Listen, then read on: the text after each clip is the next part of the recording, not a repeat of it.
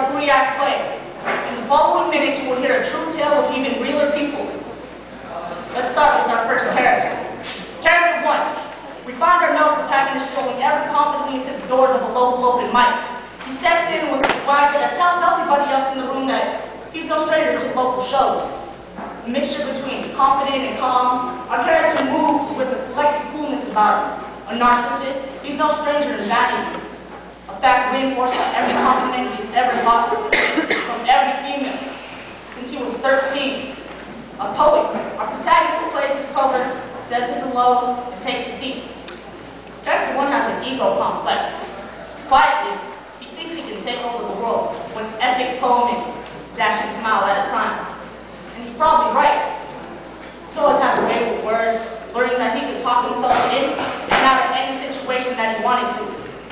After school detention, speeding ticket, a girlfriend's phone book. With this arsenal of words, he had it made. Character 2. Pacing nervously backstage, she was on next. Ladies and gentlemen, allow me to introduce you to our second poet. Younger in both age and mind, our second poet is timid compared to the first. Less experienced with the pen, she still had to wrestle away her peak performance butterflies before each gig. Character number 2 was cute, but she didn't know it. Soft skin, soft smile, soft spoken. The only thing sharp about this girl was her work.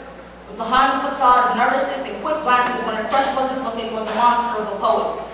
This girl was relentless with a sentence that brought nothing but conviction with addiction. She had a voice of passion that could reel the heart out of every boy in the audience from their chest and then crush it with a single word, the same way they did to her. But we'll get to that later. And so begins our play. Act 1. Character 2 steps out on stage and shuffles her feet towards the mic. She takes the black and chrome serpent by its neck and wrestles it into submission. Every eye and ear in attendance is on her and her new pet. She unleashes a torrent of passion and emotion on the audience. She takes all by captive, placing them in shackles of sheer feeling.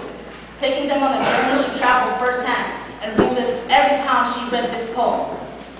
And I wish I could damn his soul, for every time he spells out his anger on bruises in my cheek. She preached to the audience that love is not worth fighting for, especially when the other is too scared to fight back. She wowed them with tales of past relationships. She brought them into a room where she cried night after night over boyfriends that beat her. They were all there when she put a razor blade to her wrist and she wore long sleeve shirts to school to cover her tracks. They felt every bruise, every tear, every ounce of pain. Character 2 won them over. Now character 1 is sitting in the crowd listening and awe. For him, her performance was more than good. Beautiful. To character 1, the quiet girl on stage had become something more. Gestalt. Her whole was more than the sum of her parts. Her poetry made him stare at every S and J, for they were like curves of a beautiful woman, winding left and right ever so gracefully. The way she boomed her eyes at the audience made her feel like her real eyes were staring right at me. The fire of her voice stood out like points of a W, flicking at cold air surrounding the stage. Rare for a man of many words, he was left speechless. He couldn't express the interest and respect that she garnered from her short stay on stage. He knew that he had to have her. After the show, character 1 approaches character 2. Hey, nice to meet you. I'm such and such. I really like your poem. Smiling, blushing shyly, half because of her compliment and half because she thought he was cute. She replies, thanks, I'm not very good. I have a lot to work on. No, you're great. I write poetry too. You know, maybe sometime we can meet up or something and write something together. And so it was. They continued to talk about words and letters, but both left with numbers. A date was in the works. Coffee, perhaps? Or maybe another open mic. It didn't matter. Character 1 was going to see character 2 again. They went home and wrote poems about their experience, not knowing that they would write poems about each other again. Act 2. A year has passed since we last saw our 2 wordsmiths. Much has changed since then. A new school year has rung in and character 1 was starting his freshman year of college, character 2 a high school senior. Together, they're happy. And little can change that. They moved past the infatuation stage and carried on to something much more intimate.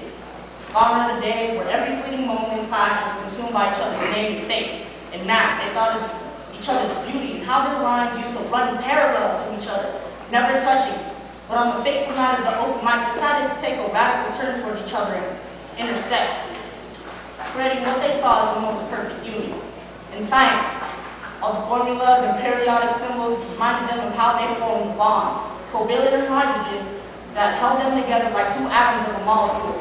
In history, they thought that none of the names they read about had experienced the deep and everlasting passion that they held for one another, and how they could make a little history of their own. And finally, in English, the language that had brought them together, each rhetorical device and word they applied to each other, these two stood as pinnacle in the power of human affection. But those days were gone. No longer lovey-dovey, these two focused on what was at hand. They both knew they were there for each other, but it was more of an unspoken rule of truth. They both embarked on important journeys in their lives, and what they had to deal with. The trouble started when character one started flirting with an old friend. Playfully at first, two became much more intimate as character one's school load became heavier, and heavier, and heavier. He was his escape from the stresses of co-ed life. They once had a thing way back, third and sophomore year of high school. Intense then was probably nothing more than mere experimentation and exploration. But this time it was different. The more and more he began to see her, the more and more he forgot about character two. Yes, ladies and gentlemen, character one was a drug addict. This seductive character is the only one in our play with the name, Miss Cocaine. Between 7 a.m. classes, lab fees, and towers of homework, character one couldn't handle the stresses of the college life. At first, he would reminisce of his glory days of smoking 8s of purple haze, where he would lose his life in a cloud of smoke and haze. But after so many drunken nights with his friends of Jack, Jose, and Johnny Walker, he moved on to much more. Q, enter Miss Cocaine.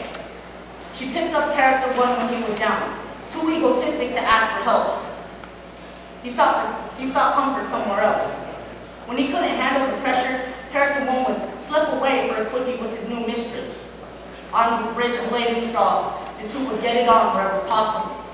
At his dorm, in the bathroom stall, in his car. Cocaine was there whenever and wherever he needed her. Back home, character two is concerned. She has a suspicion that her love is cheating on her like a spelling test. She had no idea that the woman of his choice did not comprise of flesh and bone, but of white, powderless granules. She wanted to ask him what's wrong, to put on her own suit of armor and save her Dame in distress, but she can't. The distance, both physical and emotional, has grown too vast. Both character two is resilient and is determined to cross the gap where the bridge once had burned.